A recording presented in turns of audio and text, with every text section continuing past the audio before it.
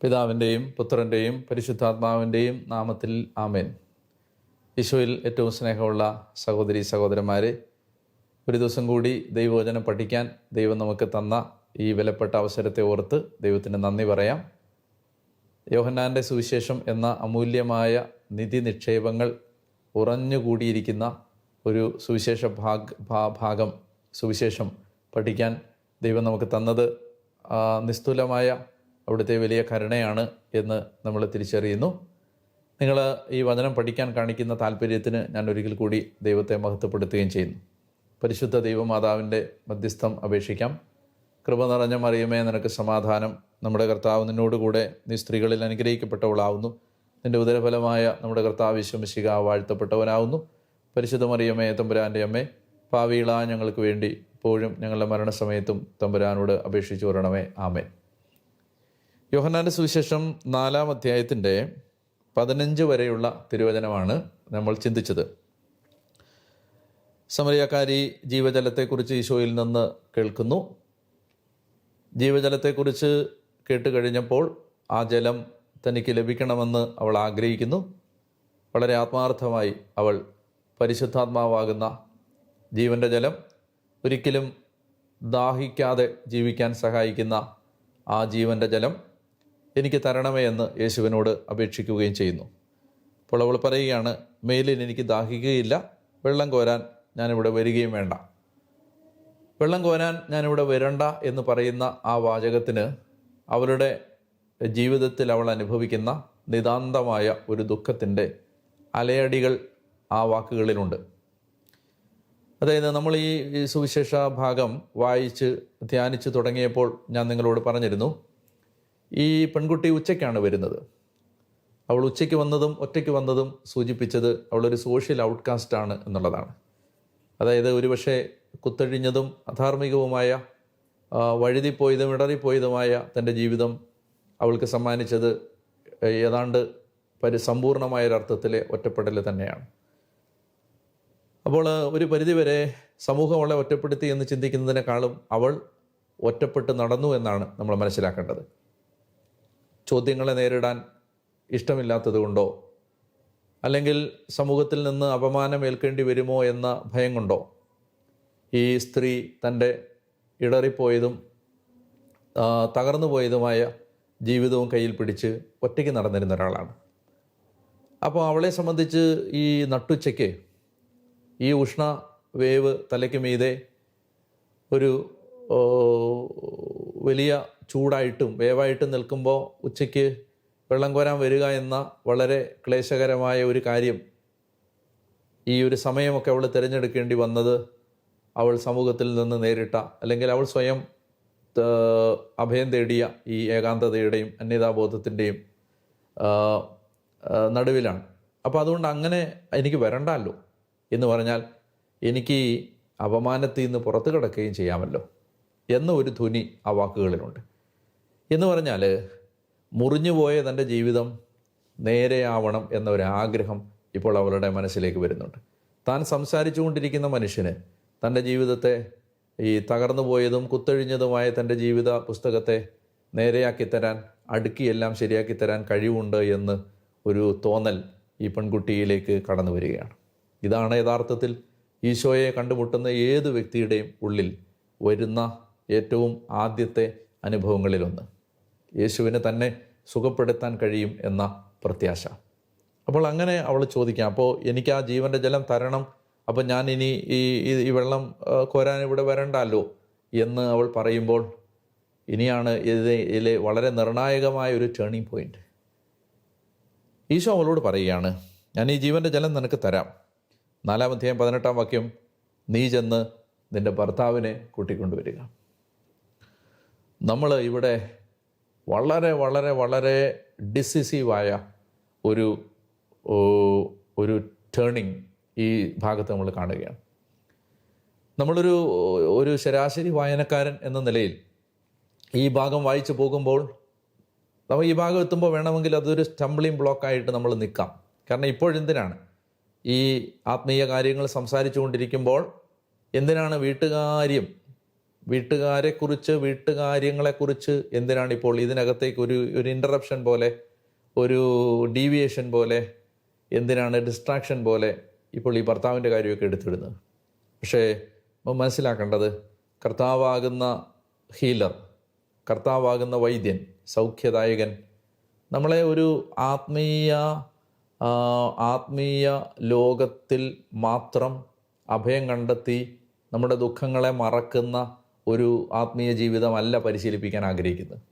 അതായത് ഒരു സ്പിരിച്വൽ വേൾഡിലേക്ക് നമ്മളെ കൊണ്ടുവന്ന് ഒരു മായിക വലയത്തിനകത്ത് നമ്മളെ നിർത്തിയിട്ട് യാഥാർത്ഥ്യങ്ങളെ മുഴുവൻ വിസ്മരിക്കുക.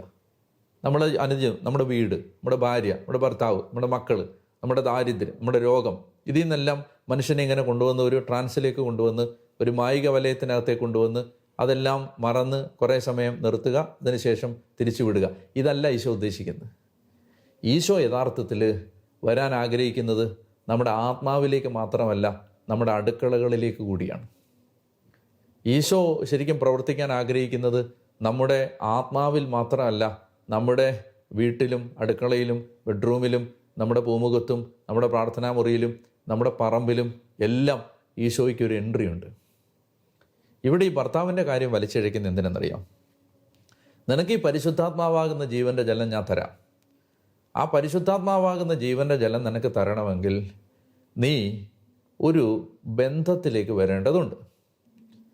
ആ ബന്ധത്തിലേക്ക് വരാൻ നിന്നെ സഹായിക്കുന്ന ചില തലങ്ങൾ ഈശോ ഇപ്പോൾ പരിചയപ്പെടുത്താൻ പോവുകയാണ്. നിങ്ങൾ ഈ പെൺകുട്ടിയെ ശ്രദ്ധിക്കുക. അതായത് നമ്മുടെ ഈ മുഴുവൻ ശ്രദ്ധയുടെയും ക്യാമറ ഈ പെൺകുട്ടിയിലേക്ക് മാത്രം ഫോക്കസ് ചെയ്താൽ, ഈ പെൺകുട്ടിയുടെ പിന്നാമ്പുറങ്ങളിലേക്ക് പോയാൽ ഇവളിങ്ങനെ അലയുകയാണ്. എന്തിനോ വേണ്ടിയുള്ള അലച്ചിൽ, ഒരുപക്ഷെ സ്നേഹം തേടിയുള്ള അലച്ചിൽ. ഈ സ്നേഹിക്കപ്പെടാൻ വേണ്ടിയുള്ള ഈ അലച്ചിൽ അവൾക്ക് സമ്മാനിച്ചത് 5 ഭർത്താക്കന്മാരെയാണ്. 5 ഭർത്താക്കന്മാരെയാണ്. എന്നിട്ട് ഇപ്പോഴുള്ളവൻ ഭർത്താവും അല്ല, 6. അപ്പോൾ ഏതാണ്ട് ഒരു 5-6 പുരുഷന്മാരുടെ കൂടെ അവരുടെ പിന്നാലെ നടന്ന, അവരുടെ പിന്നാലെ സ്നേഹം തേടി അലഞ്ഞ ഈ പെൺകുട്ടി എന്തോ തിരയുകയാണ്. ഇതാണ് ഇവരുടെ യഥാർത്ഥത്തിലുള്ള ജീവിതാവസ്ഥ. ഈ ജീവിതാവസ്ഥയെ അഡ്രസ്സ് ചെയ്യാതെ ഇവളെ കൊണ്ട് കുറേ പ്രാർത്ഥനകൾ മാത്രം ചൊല്ലിച്ചാൽ അത് ആത്മീയ ജീവിതമോ അതൊരു ജീവിതത്തിൻ്റെ സൗഖ്യമോ ആകില്ലെന്ന് യേശുവിനറിയാം. അതുകൊണ്ട് actually is addressing the real issue. അവരോട് ചോദിക്കുകയാണ്, നീ എന്നോട് പറ, നിൻ്റെ ഭർത്താവ് എവിടെ? ഭർത്താവിനെ കൂട്ടിക്കൊണ്ടുപോവാ. ഉടനെ അവൾ പറയുകയാണ്, എനിക്ക് ഭർത്താവില്ല. ഉടനെ ഈശോ പറഞ്ഞു, നീ പറഞ്ഞത് ശരിയാണ്, നിനക്ക് ഭർത്താവില്ല. നിനക്ക് 5 ഭർത്താക്കന്മാർ ഉണ്ടായിരുന്നു, ഇപ്പോഴുള്ളവൻ നിൻ്റെ ഭർത്താവും അല്ല. എന്ന് പറഞ്ഞാൽ ഇതാണ് മോളെ, നിൻ്റെ സീരിയസ് ആയ റിയാലിറ്റി അഡ്രസ്സ് ചെയ്യുക. നമുക്ക് പരിശുദ്ധാത്മാവിനെ കുറിച്ച് സംസാരിക്കാം. Let us talk about the Holy Spirit. But now wait.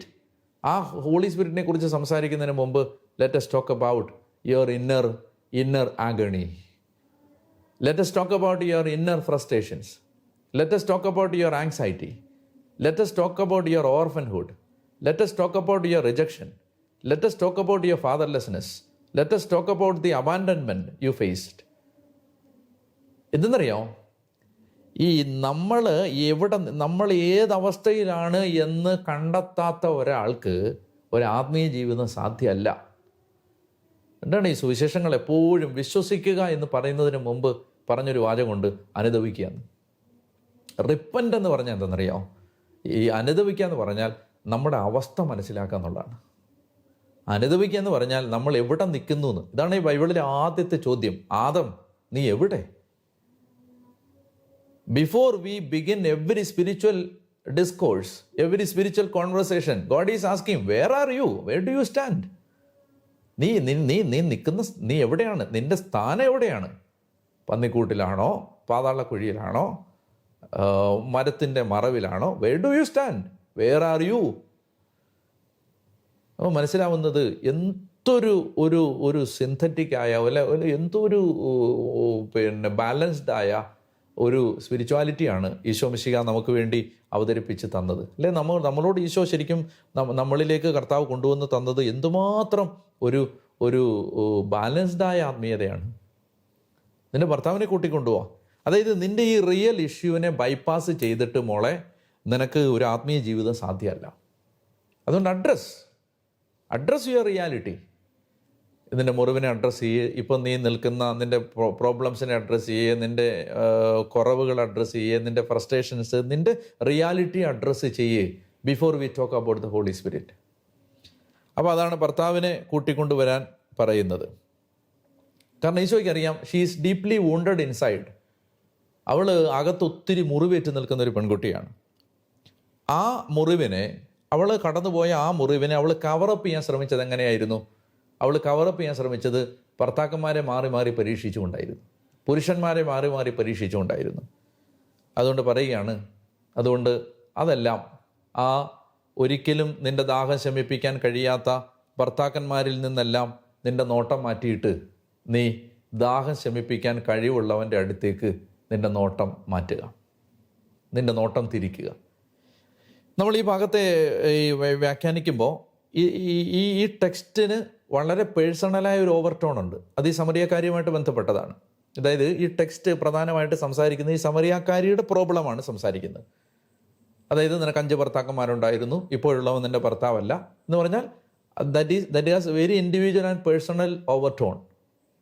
എന്നാൽ നമ്മൾ വായിക്കുമ്പോൾ മനസ്സിലാക്കേണ്ടത് ഈ ഭാഗത്തിന് ഈ പേഴ്സണലായ ഈ സ്ത്രീയുടെ ജീവിതവുമായി ബന്ധപ്പെട്ടൊരർത്ഥം മാത്രമല്ല ഉള്ളത്. ഈശോ ഇപ്പോൾ സമറിയ എന്ന് പറയുന്ന ദേശത്ത് താമസിക്കുന്ന സമറിയാക്കാർ എന്ന് പറയുന്ന കണ്ടംപ്റ്റഡ് ആയ വെറുക്കപ്പെട്ട ഒരു ജനതയെ അഡ്രസ്സ് ചെയ്യാൻ പോവാണ്. അപ്പോൾ ഈ സമറിയാക്കാർ നിൽക്കുന്നത് ആ ജനതയുടെ റെപ്രസെൻറ്റേറ്റീവായിട്ടാണ്.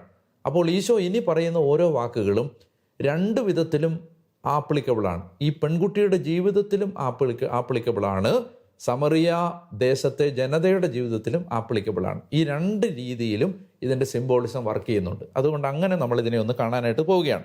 ഈശോ പറയുകയാണ്, നിനക്ക് 5 ഭർത്താക്കന്മാരുണ്ടായിരുന്നു. അത് ഈ പെൺകുട്ടിയുടെ ജീവിതത്തിൽ ശരിയാണ്. ഇവൾക്ക് 5 ഭർത്താക്കന്മാരുണ്ടായിരുന്നു, ഇപ്പോഴൊരാളുണ്ട്, ഭർത്താവല്ല. എന്നാൽ സമറിയാക്കാരുടെ ജീവിതത്തിലും എക്സാക്ട്ലി ഇത് ശരിയാണ്. ഞാൻ സമറിയാക്കാരുടെ ഉത്ഭവത്തെക്കുറിച്ച് പറഞ്ഞ സമയത്ത് നമ്മൾ രാജാക്കന്മാരുടെ പുസ്തകത്തിൽ നിന്ന് വായിച്ചിരുന്നു. അങ്ങനെ വായിച്ച സമയത്ത് നമ്മൾ വളരെ ശ്രദ്ധേയമായൊരു കാര്യം വായിച്ചപ്പോൾ ഞാൻ പറഞ്ഞിരുന്നു, നിങ്ങളിത് മറക്കരുത്, നമ്മൾ ഇത് പിന്നീട് നമുക്ക് ആവശ്യമായി വരും എന്ന് നമ്മൾ സൂചിപ്പിച്ചു. ഞാൻ ആ ഭാഗം ഒരിക്കൽ കൂടി വായിക്കുകയാണ്. 2 രാജാക്കന്മാർ 17:24. 2 രാജാക്കന്മാർ 17:24. അസീറിയ രാജാവ് ബാബിലോൺ, കുത്ത, ഔവ, ഹമാത്ത്, സെഫാർവയും എന്നിവിടങ്ങളിൽ നിന്ന് ആളുകളെ കൊണ്ടുവന്ന് ഇസ്രായേൽ ജനത്തിന് പകരം സമറിയ നഗരങ്ങളിൽ പാർപ്പിച്ചു. അതായത് എത്ര സ്ഥലത്തു നിന്നാണ്? 5 സ്ഥലത്ത് നിന്ന്. അതായത് സമറിയ ദേശത്ത് വാസമുറപ്പിച്ചിരുന്നത് 5 വിദേശ ജനതകളാണ്. 5 വിദേശ ജനതകൾ. അപ്പോൾ അവരവിടെ വാസമുറപ്പിച്ചപ്പോൾ 29-ാമത്തെ വാക്യം, ഈ 5 ജനതയിലെ ഓരോ ജനതയും തങ്ങൾ താമസിച്ചിരുന്ന നഗരങ്ങളിലെല്ലാം തങ്ങളുടെ ദേവന്മാരെ ഉണ്ടാക്കി സമറിയക്കാർ നിർമ്മിച്ച പൂജാഗിരികളിൽ പ്രതിഷ്ഠിച്ചു.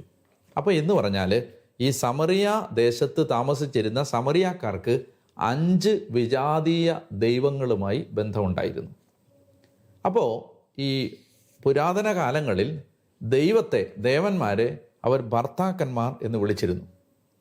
അതിന് ബൈബിളിൽ സൂചനയുണ്ട്. ഉദാഹരണത്തിന് ഹോസിയ പ്രവചനം 2-ാം അധ്യായം 16-ാമത്തെ വാക്യത്തിൽ നമ്മളിത് കാണുന്നുണ്ട്. ഹോസിയയുടെ പുസ്തകം 2-ാം അധ്യായത്തിൻ്റെ 16-ാമത്തെ വാക്യം ഞാൻ വായിക്കാം. ഹോസിയ പ്രവചനം 2:16. കർത്താവ് അരുളി ചെയ്യുന്നു, അന്ന് നീ എന്നെ പ്രിയതമൻ എന്ന് വിളിക്കും, ഹസ്ബൻഡ് എന്ന് വിളിക്കും, ഭർത്താവ് എന്ന് വിളിക്കും, എൻ്റെ ബാൽ എന്ന് നീ മേലിൽ വിളിക്കുകയില്ല. അതായത് ബാലിനെ നീ ഭർത്താവ് എന്ന് വിളിക്കില്ല, എന്നെ ഭർത്താവ് എന്ന് വിളിക്കും.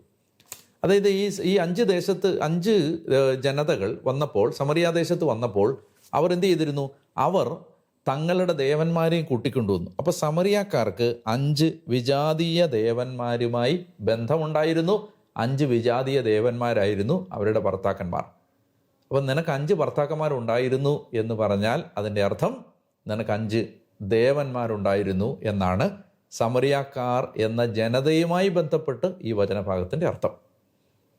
ഈ സ്ത്രീയുമായി ബന്ധപ്പെട്ട് അവരുടെ വ്യക്തി ജീവിതത്തിൽ അവൾ പുരുഷന്മാരെ മാറി മാറി പരീക്ഷിച്ച് തൻ്റെ ഉള്ളിലെ വേദന, മുറിവ് ശമിപ്പിക്കാൻ ശ്രമിച്ചത്. എന്നാൽ സമറിയക്കാർ എന്ന ജനതയുമായി ബന്ധപ്പെട്ട് അവർക്ക് 5 വിജാതീയ ദേവന്മാരുമായിട്ടുണ്ടായിരുന്ന വിഗ്രഹാരാധന സംബന്ധമായ അന്യദൈവാരാധന സമ്പർക്കത്തെയാണ് ഈ സൂചിപ്പിക്കുന്നത്. അപ്പോൾ മനസ്സിലാക്കുന്നത്, ഈശോ പറയുകയാണ്, ഇപ്പോഴുള്ളവൻ നിൻ്റെ ഭർത്താവല്ല എന്ന് പറഞ്ഞാൽ സമറിയക്കാർക്ക് ഈ യഹൂദൻ യഹൂദന്മാർക്ക് ദൈവം വെളിപ്പെടുത്തി കൊടുത്ത യഥാർത്ഥ ദൈവത്തെ അവർ ഭർത്താവായി അംഗീകരിക്കുന്നില്ല. അല്ലെങ്കിൽ വേറൊരർത്ഥത്തിൽ പറഞ്ഞാൽ, ഇപ്പോഴുള്ളവൻ എന്ന് പറഞ്ഞാൽ ഇപ്പോൾ നിന്റെ മുമ്പിൽ ഈ കിണറ്റിൻകരയിൽ നിൽക്കുന്ന യേശു നിന്റെ മണവാളനായി മാറിയിട്ടില്ല. യേശു നിന്റെ മണവാളനായി മാറിയിട്ടില്ല. 5 വിജാതീയ ദേവന്മാരെ ആരാധിച്ചുകൊണ്ടിരിക്കുന്നു സമറിയാക്കാർ. അവർ യേശു എന്ന മിശിഹായെ കണ്ടെത്തിയിട്ടില്ല. ഇപ്പോഴുള്ളവൻ നിന്റെ ഭർത്താവ് ആയിട്ടില്ല. ആ അർത്ഥത്തിലാണ് നമ്മളതിനെ കാണേണ്ടത്. ഇപ്പം ഞാൻ പറയാൻ ആഗ്രഹിക്കുന്ന ഒരു കാര്യം, ഈ ദൈവാനുഭവത്തിൻ്റെ ആദ്യത്തെ പടി എന്ന് പറയുന്നത് സ്വന്തം ബ്രോക്കൺനെസ് അംഗീകരിക്കുകയാണ്, സ്വന്തം റിയാലിറ്റി അംഗീകരിക്കുകയാണ്, നമ്മൾ എവിടെ നിൽക്കുന്നു എന്നുള്ളത് അംഗീകരിക്കുകയാണ്. ഈ സത്യസന്ധമായ നമ്മുടെ അവസ്ഥയെ അംഗീകരിക്കാത്ത ഒരാൾക്ക് ഒരിക്കലും ഒരു യേശു അനുഭവം സാധ്യമല്ല എന്ന് ഇവിടെ പറയുകയാണ്. അപ്പോൾ അതുകൊണ്ട് ജീസസ് ഈസ് എക്സ്പോസിങ് ഹെർ. അവരുടെ അവസ്ഥയെ കർത്താവ് തുറന്നു കാണിക്കുകയാണ്. അവളോട് പറയുകയാണ്, നീ പറഞ്ഞത് ശരിയാണ്. നീ പറഞ്ഞത് ശരിയാണെന്ന് പറഞ്ഞാൽ നീ പറഞ്ഞത് ഹാഫ് ട്രൂത്താണ്, പകുതി ശരിയാണ്. നിനക്ക് ഇപ്പോൾ ഭർത്താവില്ല, കാരണം ഇപ്പോഴുള്ളവൻ നിൻ്റെ ഭർത്താവായിട്ടില്ല, അല്ല ഇപ്പോഴുള്ളവൻ നിൻ്റെ ഭർത്താവല്ല. 5 ഭർത്താക്കന്മാർ പക്ഷേ ഉണ്ടായിരുന്നു. അപ്പോൾ accept this hard core, this naked reality of the sinfulness. നമ്മുടെ ഈ ബ്രോക്കണായ അവസ്ഥയെ, വൾണറബിലിറ്റി, നമ്മുടെ ഈ യഥാർത്ഥ പാപാവസ്ഥയെ അംഗീകരിക്കാത്ത ഒരാൾക്ക് യേശുവുമായൊരു ബന്ധം സാധ്യമല്ല. ഈശോ ഒരു കാര്യം വ്യക്തമായിട്ട് പറഞ്ഞിട്ടുണ്ട്, ആരോഗ്യമുള്ളവർക്കല്ല രോഗികൾക്കാണ് വൈദ്യനെ കൊണ്ട് ആവശ്യം. ഇന്നെന്താണ് നമ്മൾ ഈ ക്രിസ്തീയ സമൂഹത്തിലെ മഹാഭൂരിപക്ഷത്തിനും യേശു ഒരു അനുഭവം ആകുന്നില്ലെങ്കിൽ അതിനൊറ്റ കാരണമേ ഉള്ളൂ, നമ്മുടെ ഈ ബ്രോക്കൺനെസ്. നമുക്ക് യേശുവിനെ ആവശ്യമുണ്ട്, ഞാൻ സിൻഫുള്ളാണ്, ഞാൻ പാപിയാണ്, എനിക്ക് പാപമുണ്ട് എന്നിൽ എന്ന ഒരു യാഥാർത്ഥ്യത്തെ അംഗീകരിക്കുന്നില്ല. ഇന്ന് നമ്മൾ കടന്നു പോകുന്ന ഏറ്റവും വലിയ പ്രതിസന്ധി എന്ന് പറഞ്ഞാൽ സ്വയനീതിയാണ്, സെൽഫ് റൈച്ചിയസ്നെസ്. നമ്മൾ നല്ലതാണെന്നാണ് നമ്മുടെ വിചാരം മുഴുവൻ. നമ്മൾ രോഗിയാണ്, പാപിയാണ് എന്ന സത്യം നമ്മൾ അംഗീകരിക്കുന്നേയില്ല.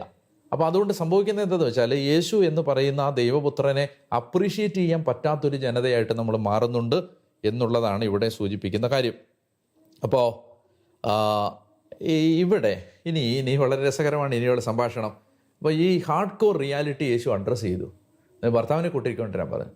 ഉടനെ ഉണ്ടല്ലോ, ഒരു വരാലിനെ പോലെ ഇവൾ തെന്നി മാറുകയാണ്. When Jesus was getting near to the bone, she evades, she moves away. വേറെന്തോ പറഞ്ഞിട്ട് അവൾ വിഷയം പെട്ടെന്ന് ട്വിസ്റ്റ് ചെയ്ത് മാറ്റുകയാണ്. 16-ാമത്തെ വാക്യം, അവൻ പറഞ്ഞു, നീ ചെന്ന് നിന്റെ ഭർത്താവിനെ കൂട്ടിക്കൊണ്ടുവരിക. എനിക്ക് ഭർത്താവില്ല എന്ന് ആ സ്ത്രീ മറുപടി പറഞ്ഞു. യേശു അവളോട് പറഞ്ഞു, എനിക്ക് ഭർത്താവില്ല എന്ന് നീ പറഞ്ഞത് ശരിയാണ്. നിനക്ക് 5 ഭർത്താക്കന്മാരുണ്ടായിരുന്നു, ഇപ്പോഴുള്ളവൻ നിന്റെ ഭർത്താവല്ല. നീ പറഞ്ഞത് സത്യമാണ്. അവൾ പറഞ്ഞു, പ്രഭു, അങ്ങ് ഒരു പ്രവാചകനാണെന്ന് ഞാൻ മനസ്സിലാക്കുന്നു. ഇനി പതുക്കെ വിഷയം മാറ്റാൻ പോവാണ്. പ്രവാചകനാണെന്ന് ഞാൻ മനസ്സിലാക്കുന്നു. ഞങ്ങളുടെ പിതാക്കന്മാർ ഈ മലയിൽ ആരാധന നടത്തി, എന്നാൽ യഥാർത്ഥമായ ആരാധനാ സ്ഥലം ജെറുസലേമിലാണെന്ന് നിങ്ങൾ പറയുന്നു. യേശു പറഞ്ഞു, സ്ത്രീ, എന്നെ വിശ്വസിക്കുക, ഈ മലയിലോ ജെറുസലേമിലോ നിങ്ങൾ പിതാവിനെ ആരാധിക്കാത്ത സമയം വരുന്നു, നിങ്ങൾ അറിയാത്തതിന്. അതായത് വിഷയം ഇവിടുന്ന് മാറിപ്പോവാണ്. അപ്പോൾ നിങ്ങൾ വിചാരിക്കും, വിഷയം മാറ്റിക്കൊണ്ട് ഇവള് പോയത് ഈശോ അറിയാതെ പോയതാണോ? ഈശോ അതിനകത്ത് വീണു പോയതാണോ? അല്ല. ചോദ്യത്തിൽ നിന്ന് അവൾ ഒഴിഞ്ഞു മാറാൻ ശ്രമിക്കുകയാണ്. ഈ മോളെ, നിൻ്റെ ബ്രോക്കൺനെസ്സിനെ കുറിച്ച് എന്നോട് പറയുക എന്ന് പറഞ്ഞ് ഈശോ ആ വിഷയത്തിലേക്ക് കൊണ്ടുവരുമ്പോൾ ഇവൾ മതം, ആത്മീയത, ആരാധന, പ്രാർത്ഥനയുടെ വിധം, എവിടെയാണ്, ഏത് മലയിലാണ് ഈ വിഷയങ്ങൾ എടുത്ത് കൊണ്ടുവന്ന് ആ ചോദ്യത്തിൽ നിന്ന് ഒഴിഞ്ഞു മാറുന്നു.